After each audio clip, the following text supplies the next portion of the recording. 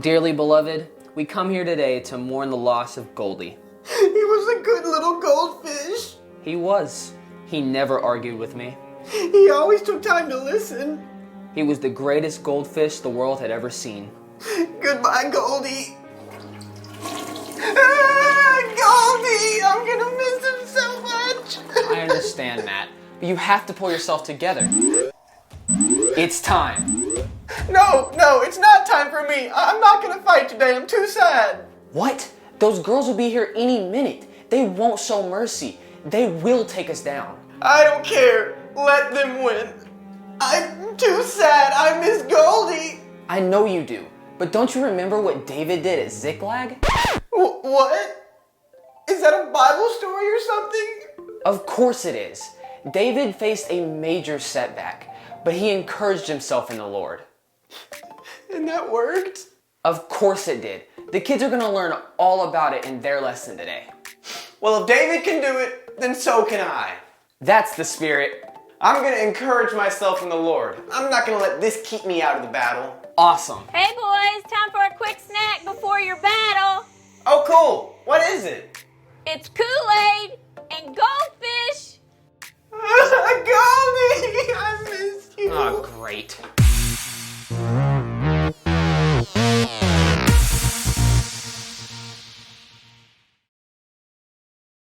Hey kids, welcome to our series Battle Zone. This is actually our last battle, the final battle we're going to learn about in this series. I hope you've been enjoying it because I've been really enjoying it too. Have you ever been super sad? Like you were so sad you didn't want to get out of bed? There's are times when we do feel too sad to fight. What we do in these moments, we'll find out when we learn about David and how he handles some very heavy emotions in a very specific way. I can't wait for you to hear about it, but check out this video.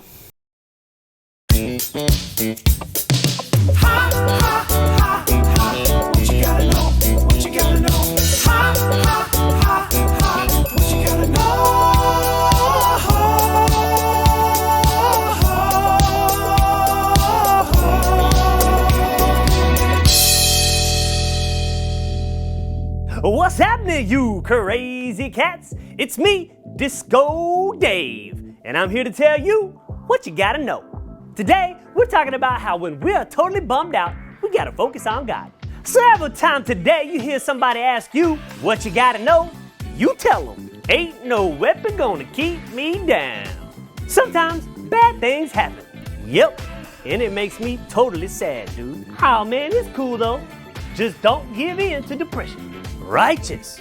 So God can give me the strength I need to have victory over my enemies. That's totally true, my groovy dude. God can protect you against any weapon the enemy may throw at you. Several times today, you hear somebody ask you what you gotta know, you tell them, ain't no weapon gonna keep me down. All right, kids, that right there is what you gotta know. Well, I'm Disco Dave saying, Dynamite!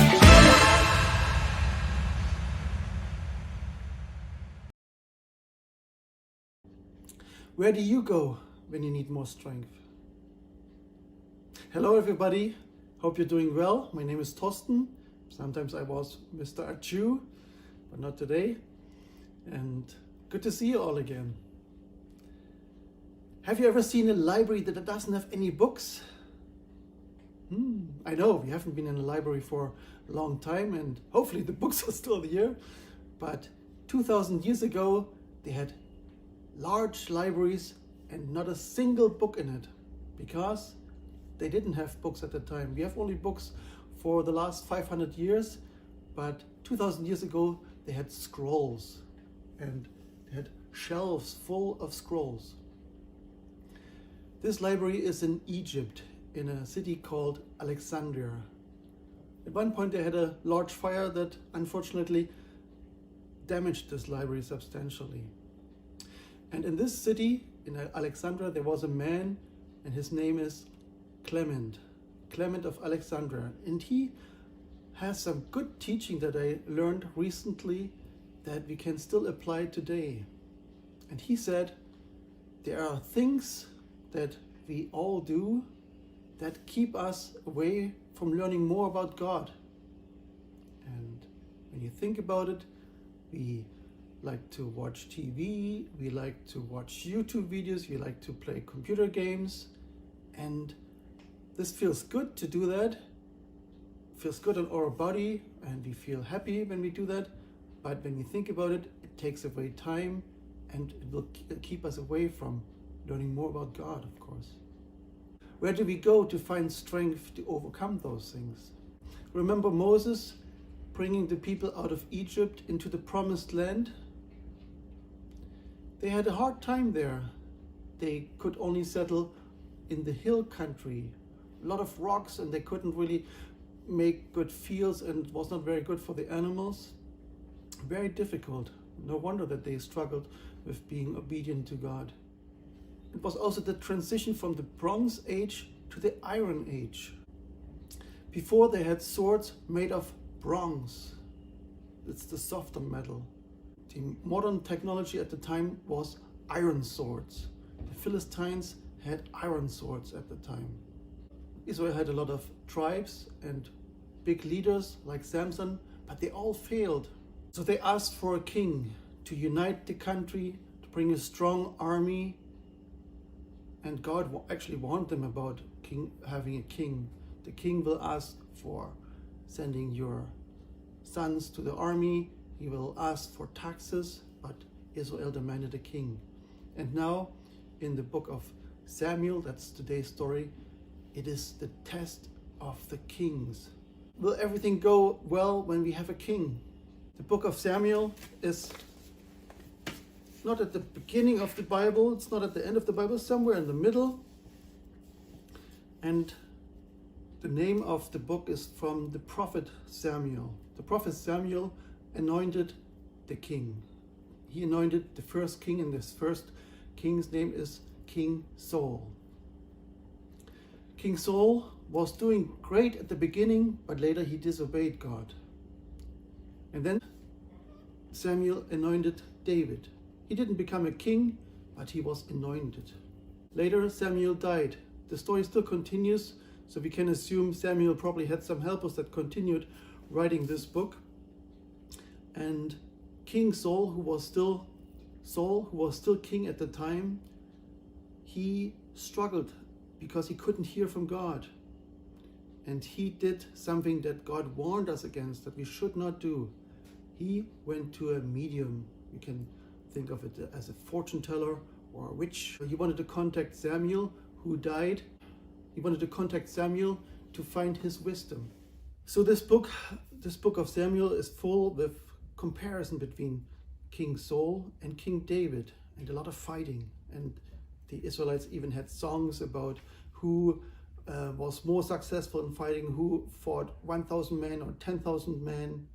And sometimes I think, that sounds like a fairy tale that I remember when I was a kid. And there was a fairy tale, maybe you guys know it, from a little brave tailor. And he made a belt with a big number 7, and everybody thought, oh, he probably fought 7 men at once, but he actually just slapped 7 flies at once.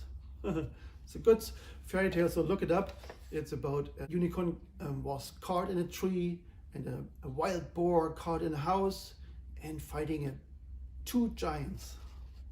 Fun story. Back to our Bible story now. And as I said, in the book of Samuel, there's a lot of fighting. So let me get ready for the fight.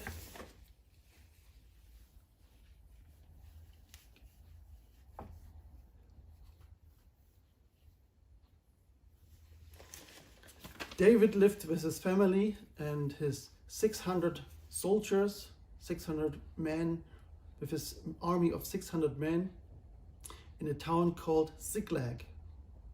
So it was a big town, 600 families. David was out on a mission. When they came back, they saw fire and smoke over the town where they lived. They were very concerned. What happened? What happened? Our families are all alone. Our children, our wives. And they ran and wanted to find out what's going on. They came into town. All their wives, all their children, all their animals, everything was gone. And the town, the houses were burned to the ground. and they all were super sad. They were weeping and crying. Oh, what happened? Huh? What happened? What would you do? Where did David go to find strength? He went to God. Saul couldn't hear from God, but David could hear from God. So he seems to be the better king, right? He prayed and asked God, what should I do? What should I do? And God answered him. And God said, go after him. So David and his soldiers got ready for battle. Let me get ready for battle as well. And he took his men and they went after them, after the people that raided the town, that took the wives and the children and the animals away. And they found them and they fought with them in battle, and God gave them victory. And there was a happy end. All their families, all their wives, all their children, they were all alive and nobody got hurt. So where do you go when you need more strength? You pray and you ask God to help you.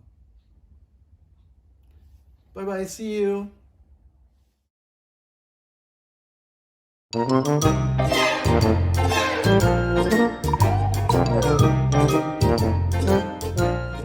Hello there, boys and girls. It is I, Presto Changio, the greatest illusionist of all time. Nothing up my sleeve. Except for that. Anyway, boys and girls, I am here to teach you today's Powderverse. Today's Powderverse says, no weapon turned against you will succeed. Isaiah 54:17. What a wonderful Powerverse! It's almost as wonderful as my hat. I never wash it. Anyway, boys and girls, I will now make words of the Powerverse disappear with the help of my handy-dandy sidekick, Hokey! I'm telling you for the last time, man. My name is Hocus Pocus! Yeah, sure, whatever. Now it is time to make part of the Powerverse disappear. Watch. Ah, yes. Now which words should I make disappear? How about this one? And this one? Yes! Now, boys and girls, you shall all say the Powerverse with Hokey. It's Hocus! Oh, I'm sorry, were you speaking? I couldn't hear you over your rudeness. All right, here we go. 1, 2, 3. No weapon turned against you will succeed. Isaiah 54:17. Oh, you think that was amazing? Well, strap yourself in, Grandma. Take a look at this. I am going to now make even more words vanish before your eyes. Like this one.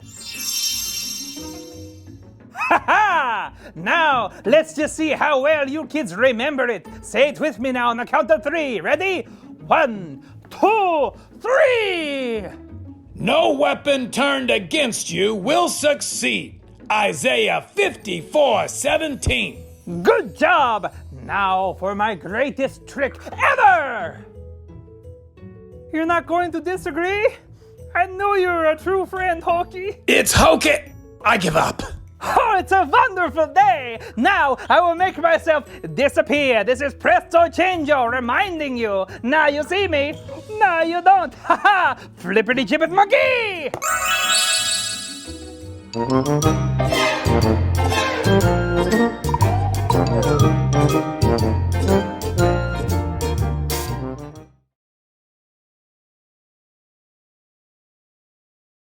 Too sad to fight.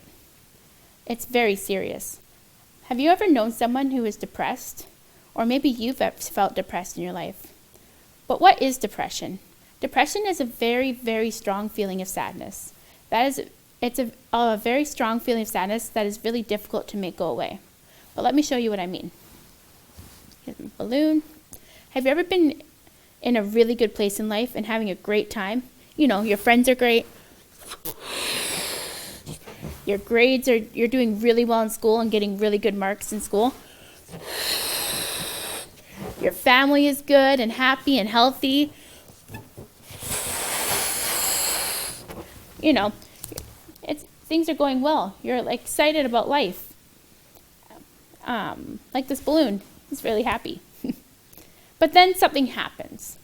Maybe it was something bad, like when David lost the battle and lost it all at Ziklag.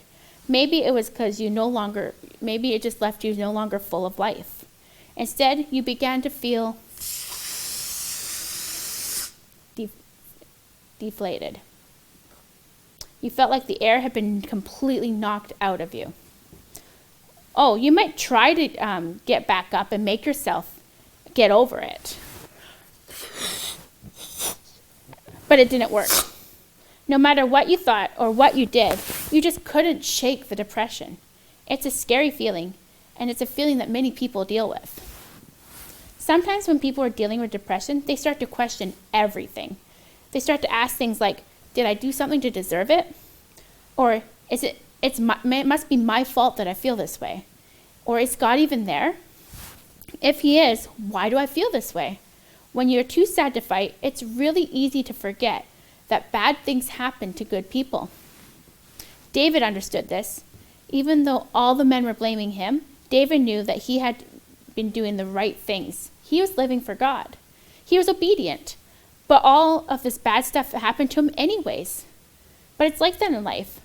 Even the people that are serving God and loving God still go through bad things. That's life, and things happen that are out of our control. We can't blame ourselves and assume that it all happened because we are bad people. If your parents, if you get in a fight with your parents, it's not your fault. If someone gets sick, it's not your fault. Your friend talked bad about you at school. Don't blame yourself. It's a fact of life. Bad things happen to good people. David understood this, and that's when he did something awesome. David encouraged himself in the Lord. And what does this mean? It means that David didn't give in to his depression, and we can't either. Don't give in to your depression. I promise you are going to feel this way, and you're going to want to have a pity party. Don't do it. When you feel like everything is going wrong, don't give in to the depression. Remind yourself how awesome God is and how amazing his love is. He loves you, and he's there, and he doesn't leave you at all. That's what it means to encourage yourself in the Lord. That's what David did. Not only that, but David did something else. And when we feel like we have lost it all and we are at our lowest, most depressing point, we can choose to find strength in God because he will bring you victory. You see, David was a songwriter. You know the book of Psalms in the Bible? He wrote many of the Psalms, and there's like 150 of them. And he wrote many of those Psalms. He worshiped and he praised. No doubt he wrote amazing songs at this moment too. Because you see, worship isn't just something we do at church. Worship is something we can do when we're at home and when we're going to school. It's not just about singing and dancing. It's about,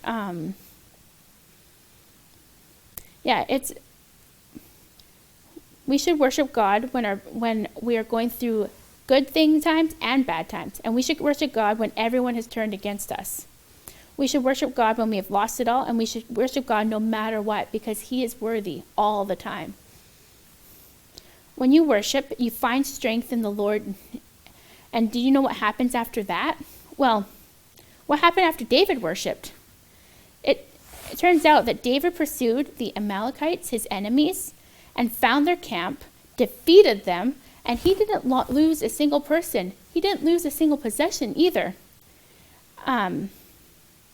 Not a person was hurt. He recovered all. He won the victory in the battle zone. You see, the devil may have stolen a lot of things from you. He may have stolen your family, your happiness, your friends, maybe your health. You may feel completely depressed and like you've lost it all. But just like David, if you lift your eyes up to heaven and worship God, he will bring you victory and you will recover all the devil has stolen from you, including the joy of the Lord. So right now, before we worship, I just want to pray for any one of you who's watching this who feel that they are too sad to keep fighting. Anyone that's feeling depressed or just really lonely or sad, I just want to pray for you right now. God, I just thank you for this lesson, and I thank you for these words, God, and I just thank you for this story that you, and this battle that you have shown us in your word, God. And I just pray as we move forward, God, that you be with anyone that's watching this who is feeling sad or lonely or depressed, that you would come and be their peace, you'd come and be their comfort, and you come and love them right now, God, and they would hear your voice so clearly and hear you speaking your promises over them, God. So we just pray in your name, amen. So as we were learning in our story, let's take some time to worship now and remember how much God loves us and how much he's on our side. And let's find strength in God because he will bring us victory.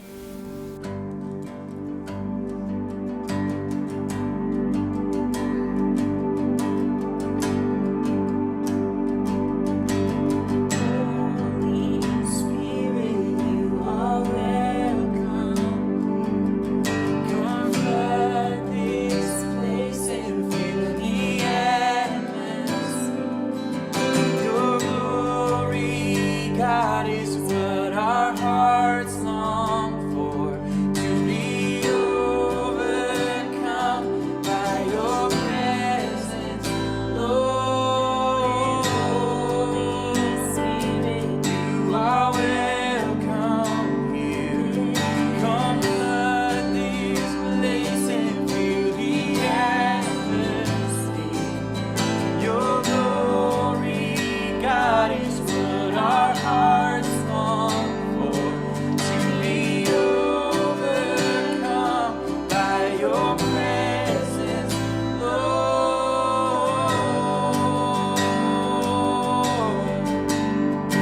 Your presence, Lord. Come fill these rooms. There's nothing worth more that could ever come close. Nothing can compare. You're our living hope. Your presence, Lord. I've tasted and seen. I've tasted and seen the sweetest of loves. My